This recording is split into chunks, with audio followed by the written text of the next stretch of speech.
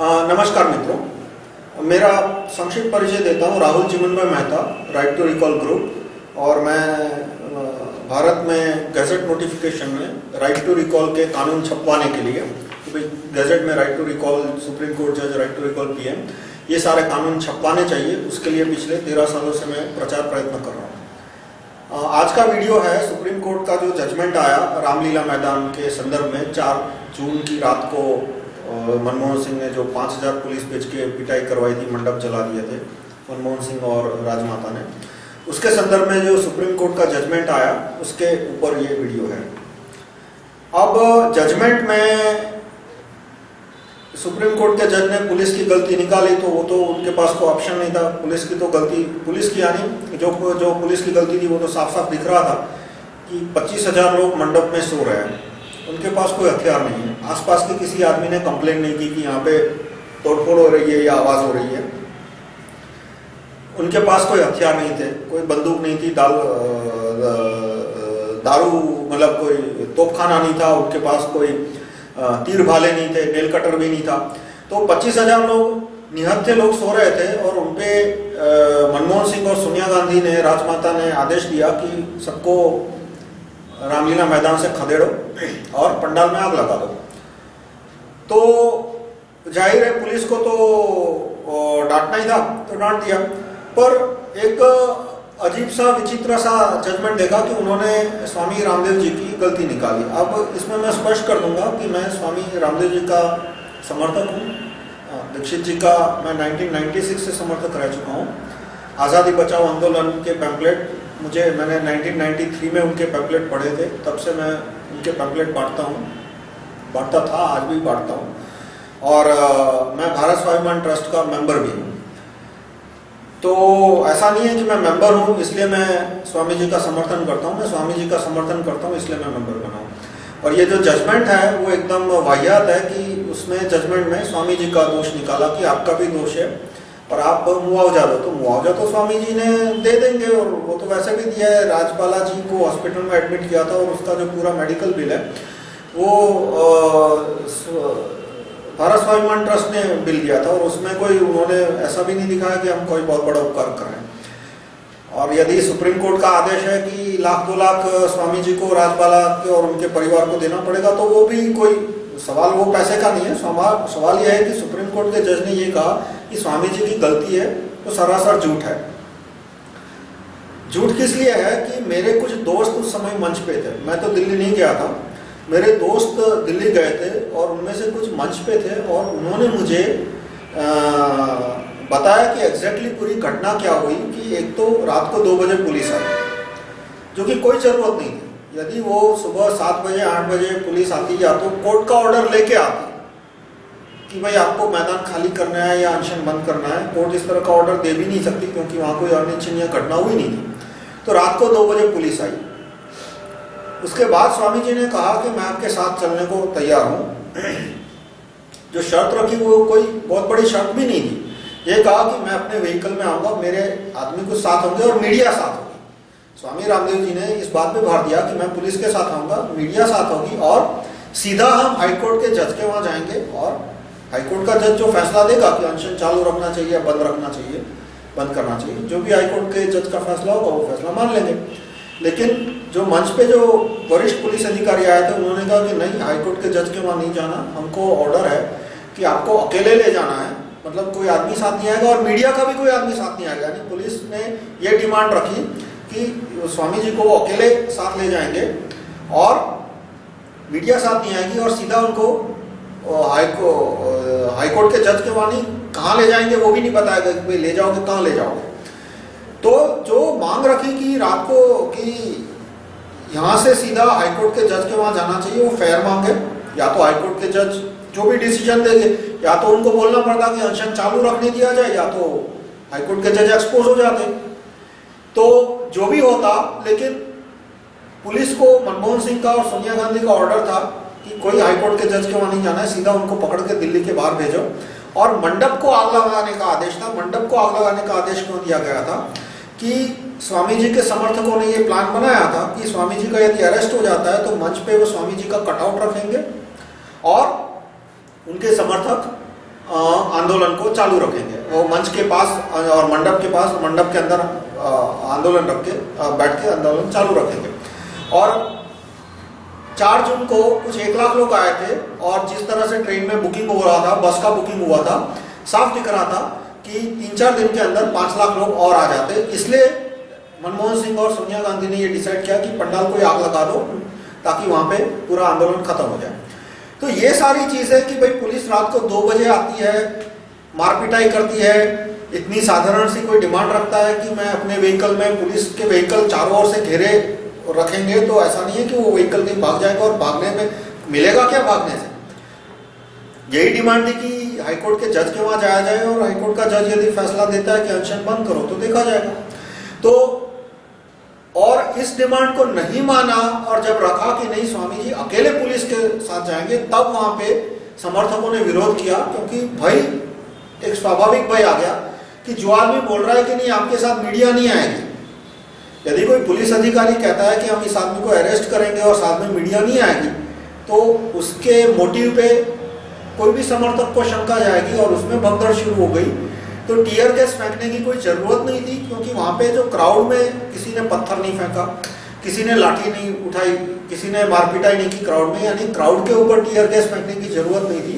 लेकिन tear gas इसलिए फेंका गया ताकि पंडाल में आग लग जाए। तो इतना सब कुछ होने के बावजूद भी सुप्रीम कोर्ट के जज कह रहे हैं कि इसमें दोष, 1/4 दोष स्वामी जी का है, तो हमें इस जजमेंट का विरोध करना चाहिए। तो विरोध करने के लिए मैं कहूँगा कि सुप्रीम कोर्ट के जज की मूर्ति को, न्यायमूर्ति का पुतला बना के उसको जलाना चाहिए। ये प्रोग्राम मैं अहमदाबाद में रखने वाला हूँ, नजीक के भविष्य में नहीं, मैं जुलाई-अगस्त के महीने में सोच रहा हूँ कि सुप्रीम कोर्ट के न्यायमूर्ति का पुतला जलाया जाना चाहिए। और भी बहुत सारे, सिर्फ ये जजमेंट नहीं है, आप सीरीज ऑफ जजमेंट देख लीजिए कि वोडाफोन का जो जजमेंट आया कि वोडाफोन को जो 11-14 हजार करोड़ का, 11,000 करोड़, 11 करोड़ नहीं 11,000 करोड़ का टैक्स और उस पर 4,000 करोड़ का इंटरेस्ट भरना, वो भी छूट दे दी, 1 रुपया नहीं भरना। अब इस तरह के 3-4 और केस है, कुल मिला के देश को 40,000 करोड़ का नुकसान जाएगा, यानी हर एक हिंदुस्तानी को 350-400 रुपए का नुकसान हो गया। यूं समझ लो कि सुप्रीम कोर्ट के चीफ जज ने आपकी जेब में से 400 रुपए निकाल दिए और दे दिए वो वोडाफोन और सारी कंपनियों को। तो ये सारे बहुत सारे जजमेंट है जिससे साफ दिख रहा है कि सुप्रीम कोर्ट के जज है वो बिक चुके हैं। और ये जजमेंट तो साफ साफ दिखा रहा है कि अब सुप्रीम कोर्ट के जज चाहते नहीं है कि आंदोलन हो सरकार के सामने, सरकार कितना भी भ्रष्टाचार करे उसके सामने आंदोलन न हो, इसलिए वो आंदोलनकारी नेताओं को सजा कर रहे हैं बिना मतलब के, उनकी गलती न हो तो भी। तो इसका हमें विरोध 2 तरह से करना चाहिए। एक तो हम लोगों को जानकारी दें कि सुप्रीम कोर्ट के जज भ्रष्ट है और ये भ्रष्टाचार के बहुत सारे सबूतों में से एक और सबूत, और दूसरा हमें जितने भी नेता है उनसे भी पूछना चाहिए कि आप इस जजमेंट पे आपकी क्या प्रतिक्रिया है, क्या आप इस जजमेंट को उचित करते हो या आप चाहते हो कि इस जज को नौकरी से निकाला जाए। मेरे ख्याल से जिस जज ने ये जजमेंट दिया है उसको नौकरी से निकाल देना चाहिए, क्योंकि आज उसने ऐसा जजमेंट दिया तो कल भी ऐसा ही बेहुदा जजमेंट देगा। तो जितने भी नेता आपके परिचय में है, द अन्ना, द छोटे अन्ना, द छोटे अन्य, अन्य यानी प्लूरल ऑफ अन्ना, फिर सुब्रमण्यम स्वामी और जितने भी आपके परिचय में नए हीरो है, उनसे आप पूछिए कि भाई सुप्रीम कोर्ट के जज को नौकरी में चालू रखना चाहिए या नौकरी से निकाल देना चाहिए। और उनका जो भी जवाब आता है वो मैं आपसे रिक्वेस्ट करूंगा कि आपके फेसबुक पे प्रोफाइल पे टाइप कर दीजिए कि मान लो सुब्रमण्यम स्वामी कहते हैं कि नहीं इस जज को नौकरी में चालू रखना चाहिए, तो वो टाइप कर दीजिए, और वो कहते हैं कि जज को नौकरी से निकाल देना चाहिए, तो वो टाइप कर दीजिए। इसी तरह से द अन्ना की इस जजमेंट पे क्या प्रतिक्रिया है, द छोटे अन्ना की इस जजमेंट के क्या प्रतिक्रिया है, वो सारी की प्रतिक्रिया लेके आप अपने फेसबुक के स्टेटस प्रोफाइल पे डालिए, ये मेरा आपसे रिक्वेस्ट है। तो मैं समराइज करूंगा कि ये बेहुदा जजमेंट है, स्वामी जी का इसमें कोई दोष नहीं था, दोष सारा मनमोहन सिंह और सोनिया गांधी का है। उन्होंने पुलिस को आदेश दिया कि था कि भाई 5,000, वो भी रात को 2 बजे जाकर पिटाई करो, मंडप को आप लगाओ, तो पूरा दोष उनका ही है। और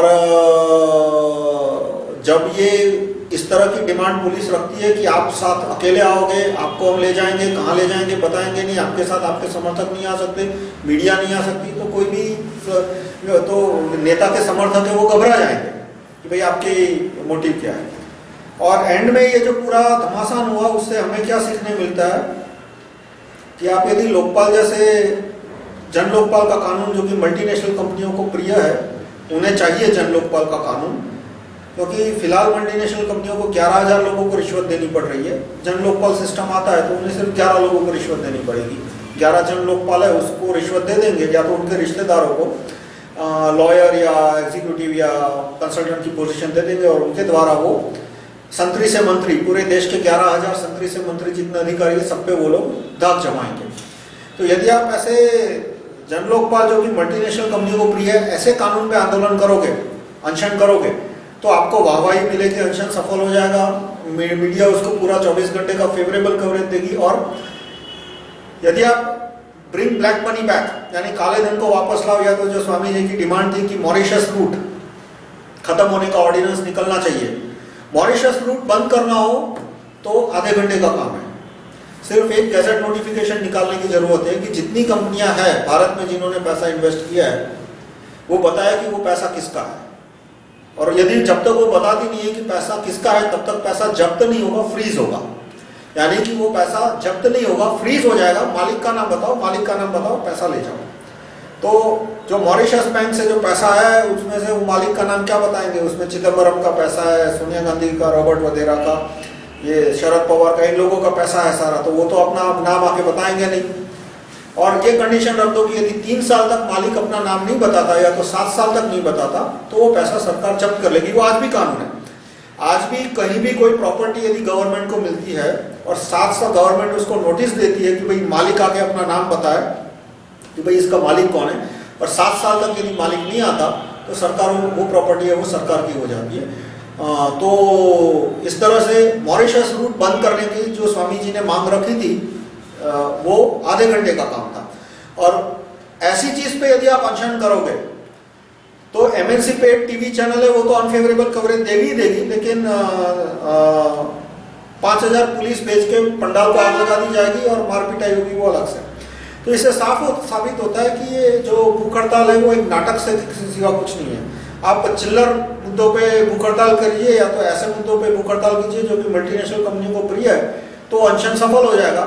और यदि सचमुच ऐसे मुद्दे लिए कि जिसमें भ्रष्ट लोगों का नुकसान है और मल्टीनेशनल कंपनियों का नुकसान नहीं आता, जो बड़े भ्रष्टाचारी है जिनका मॉरिशस बैंक में लाखों करोड़ों रुपया है, उनके खिलाफ आप अनशन करोगे तो वो अनशन सफल नहीं होगा। मीडिया आपको बदनाम कर देगी और मारपीटाई होगी, वो अलग से। तो एक तरह से ये साबित हो जाता है कि भूख हड़ताल एक निकम्मी वस्तु है, यूजलेस चीज है। तो अब क्या करना चाहिए? हमारे पास क्या ऑप्शन रहता है कि जन आंदोलन चालू रखे, लेकिन अनशन के स्वरूप में नहीं, सीधा स्पष्ट कि भाई हमें ये कानून गैजेट में चाहिए, ब्रिंग ब्लैक मनी बैक। मैंने अपने रेफरेंस में 301 PDF में 301 HTM में लिखा है कि कौन से कानूनों से हम काले धन को वापस ला सकते हैं। हमें सारे मंत्रियों को कहना चाहिए कि वो कानून गैजेट में छापे, और सारे नेता जो है उनसे भी कहना चाहिए कि भाई आप जो जो कानून गैजेट में छपवाना चाहते हो उसका हमें लिस्ट दो, और वो कानून हम गैजेट में छपवाने के लिए हम अपनी मुहिम तेज कर दें। तो हमें मैं समापन करूंगा कि जो सुप्रीम कोर्ट का जो जजमेंट आया वो बेहुदा जजमेंट है। हमें उस जजमेंट के विरोध में न्यायमूर्तियों के पुतले जलाने चाहिए, और जितने भी नेता है उनसे हमें पूछना चाहिए कि भाई आप सुप्रीम कोर्ट के जजमेंट के बारे में आपकी क्या प्रतिक्रिया है। हमें जिस व्यक्ति ने ये जजमेंट दिया है उसे नौकरी से निकालने का प्रयत्न शुरू कर देना चाहिए। हमें सांसदों को कहना चाहिए कि उसे वो इम्पीच करे। इम्पीचमेंट कॉन्स्टिट्यूशन के अंदर प्रोसीजर है कि यदि जज बेहुदा जजमेंट देता है तो सिटीजन का ये फर्ज है और कर्तव्य और हक भी बनता है। हक है और कर्तव्य है कि वो अपने सांसद को कहे कि भाई इस जज को इम्पीच करो। और हमें मॉरिशस रूट को बंद कराने के लिए जो गैजेट नोटिफिकेशन छपवाने चाहिए उस पर हमें मुहिम तेज करनी चाहिए। धन्यवाद।